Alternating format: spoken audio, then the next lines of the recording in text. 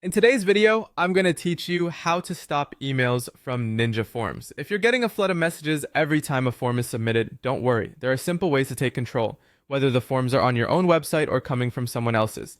First, if you manage the website, those messages are usually admin notifications triggered by a form submission. They're helpful for staying on top of inquiries, but they can pile up fast.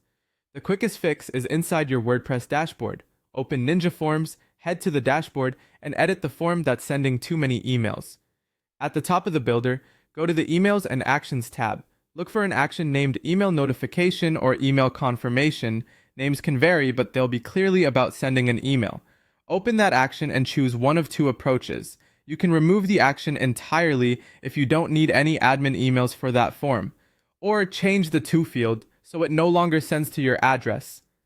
That field might be set to your admin email by default, so replacing it or removing your email will stop those notifications. After making changes, save and test the form to confirm you've silenced the emails you don't want. If you still need notifications but only in certain cases, use conditional logic. For example, send an email only when a particular option is selected or when a field contains specific text. This keeps important alerts flowing while cutting the noise. And if you simply want to keep messages out of your inbox without changing your form, create a filter in your email client. In Gmail or Outlook, you can filter by the subject line or sender and automatically archive, label, or delete those messages. It's a great way to keep your inbox tidy without losing data.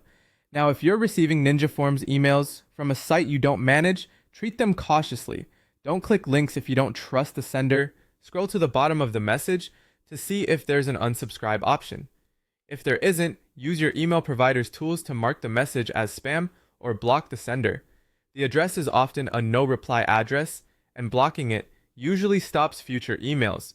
If you want to go a step further, you can contact the website owner at the domain mentioned in the message and let them know their form may be misconfigured or abused. That's it. Choose the approach that fits your situation, and you'll regain control of your inbox quickly.